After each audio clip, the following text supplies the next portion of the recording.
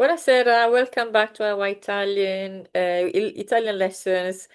I have been away for a while, or away from the screen for a while, not necessarily very, very far. Anyway, this video is to add and not necessarily complete the to the saga of pronouns. So today we are going to see what happens when we have the pronouns. And please, if you haven't watched the other videos where I introduce the pronouns, subject, direct, indirect, reflexive pronouns, and also the video where I compare all of them, do watch those ones first so you know what we're talking about. So what we're going to see today is how to use the pronouns when in a sentence we have also one of the modal verbs. Let me remind you that the modal verbs are volere, want, dovere, must, and potere, can. So let's as usual share a table from one of my very useful books. If you want to know which ones I use, do let me know. Most of them, because they are quite old, are actually off print. Um, but as I still use them. I've had them for at least 20 years and I still use them. Um, Pronouns or pronomi with modal verbs con i verbi modali. So what happens when we have modal verbs and the pronouns in the same sentence? Remember when you have a modal verb, so potere, dovere, volere, in the same sentence. So I can do, I want to go, I must say. Those are in English as well, the modal verbs. We conjugate the modal verb. You can't necessarily see it in English, but you can in Italian. And then the modal verb is followed by the infinitive of the verb, the main verb we are using, we need to use. So this is the construction in a sentence. In fact, let's just see here, like puoi portare. We have conjugated the verb potere. So this is tu puoi portare. You can take. Devo convincere. I must convince. So devo is conjugated. Convincere, convince is not conjugated. As I said, it is the same in English, but you can really notice most of the times. Rarely you can. Voglio comprare, I want to buy. I want, voglio conjugated, and comprare is the infinitive, to buy. So here, can you see we have exactly the same sentence? What is the difference? Look at this. Mi puoi portare a casa? Can you take me home? Or puoi portarmi a casa? Still, can you take me home? So there is no difference at all in the meaning. The meaning is just the same. It's just a personal preference. So you can decide if you want to put the pronouns at the very beginning of the, let's say, the beginning of the sentence, or before, more than beginning of the sentence, before the modal verb, so the conjugated modal verb, or if you want to attach it to the infinitive. It is a personal preference. In general, the general rule is that when you have an infinitive verb in a sentence, you do attach the pronouns, including ne and other little words, you attach them to the infinitive. So it can maybe be helpful to follow this general rule also in this case. However, if you prefer this look, or not necessarily the look, not necessarily aesthetic, for aesthetical reasons, but because it helps you to make the sentence or to decide, for example, oh, I need this pronoun, I'm gonna put it here at the beginning, so it's done. And I don't have to worry about it anymore, and I can think about the rest of the sentence. Feel free to do that. Remember, I like correcting myself when I said the beginning of the sentence. In theory, yes, it is the beginning. However, remember here, if you use the complete sentence, then you'd say tu mi puoi portare a casa.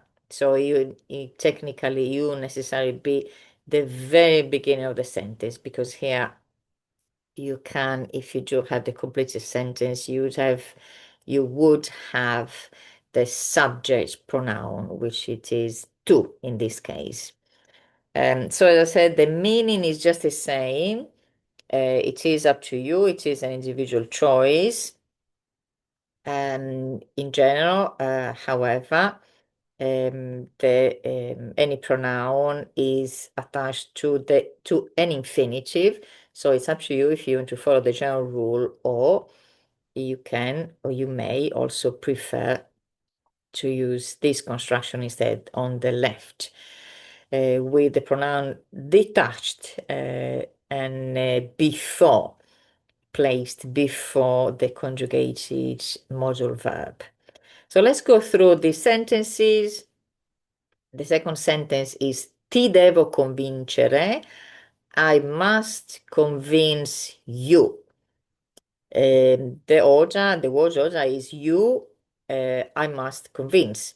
So on one hand, especially if you are, not necessarily, but if you are an English speaker, if English is your mother tongue, it does make maybe more sense to follow exactly the same word order that you have in English and use this one. Devo convincerti, I must convince you. The next sentence, lo voglio comprare, I want to buy it. You're buying something, an item which is masculine singular. O voglio comprarlo. La devo invitare, I must invite her. O devo invitarla, I must invite her again.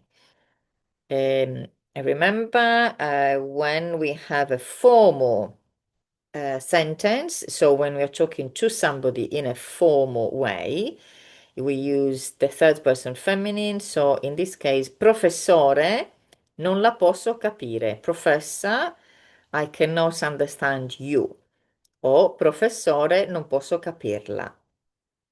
Ci vogliono vedere, they want to see us. O vogliono vederci.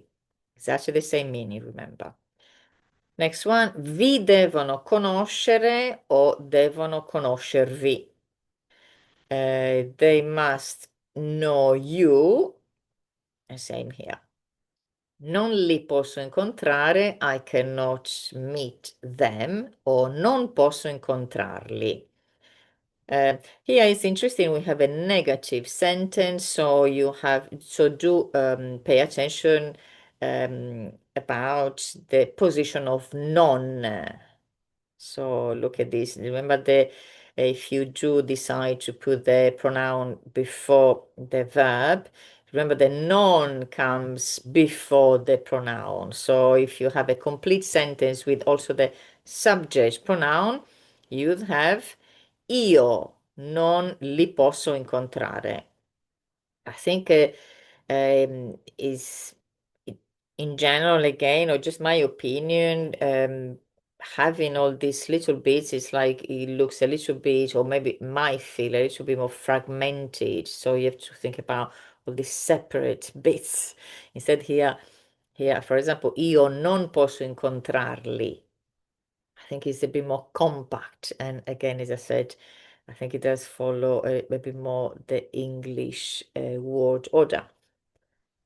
Finally, le voglio accompagnare. I want to accompany them or I want to take them wherever they're going o voglio accompagnarle. Um, so don't worry about this box here, but here it's an attenzione at the bottom. So what not to do. You cannot do, you must not do this. So there isn't a third option. You cannot say voglio lo vedere. Because in French you can do that. I pronomi si mettono o prima del verbo modale e on the left o alla fine dell'infinito, which is what you have on the right. So here, this is actually it is quite interesting. Let's see it quickly. This is a bit of it goes a bit more into the structure or the use of ne. So assuming, and I haven't in fact um, published any videos about ne yet.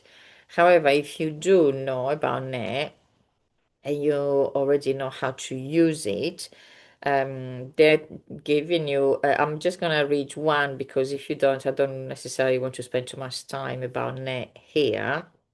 I will do it separately, especially now talking about pronouns. If you want to put ne um, in front of the modal verbs, again, the rules are the same, but um, if you put in front of the modal verb, if as long as you know already what you're talking about, which in theory, when you use the pronouns you do, you have already mentioned what you're talking about. However, you may not. In the case, you have to add it at the beginning. So they're giving you here the complete sentence, like as if here you have a complete sentence with a subject pronoun that I gave you some examples with earlier. Here the complete sentence would be di pillole ne devo prendere una al giorno. Of tablets, I have to take one a day of them. O o devo prenderne una di pillole, devo prenderne una al giorno. Again, of tablets, I have to take one a day. And then we have of them, which is unnecessary in English. So basically here, this little table, small table with these examples here, they are also including the ne, some examples with ne, which is normally mentioned or included very often, in fact, with the direct object pronouns, because it does work in the same way. So you can do exactly the same thing with ne, either before the conjugated verb, conjugated modal verb, or attached to the infinitive. So another example, ne voglio fare molte, di esperienze ne voglio fare molte, of experiences I want to make a lot, or many of them, o voglio farne molte, I want to make a lot of them again. O ne posso spendere pochi di soldi, of money, I can spend a few, because in Italian soldi is plural, I can spend a little, o posso spenderne pochi, I can spend a little of it, of money. So yes, remember that ne works exactly in the same way. So also when it comes to the position in the sentence.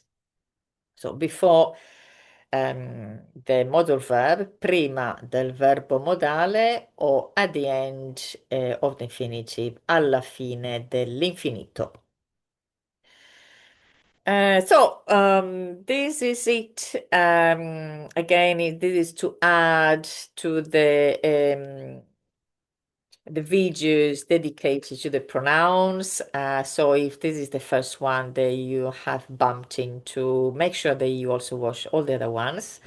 And I will be adding more in the future as well, because there is always a lot to know about these pronouns. And I do try as well to link or to add a link to each of the videos, or at least one, so they are linked in a way or another, and you can follow if you are in need of knowing about them, or if you're learning them, you can follow all the videos and try and follow at least at the beginning. I have put like part one, part two, when I introduce them. And then later on, you can choose a bit which part or which video you want to watch according to your level as well. All right, so I will see you next time with either some more about pronouns or another subject. I will, now that I have a bit more time again, I will be posting more videos. So feel free to make requests and ask questions or explanations about anything I have covered in this video or other videos as well, whenever you watch them. Rarely I have missed a comment, so if I don't reply immediately means I haven't got the notification. So do insist or send me, contact me by email as well. I will see you later. Ciao.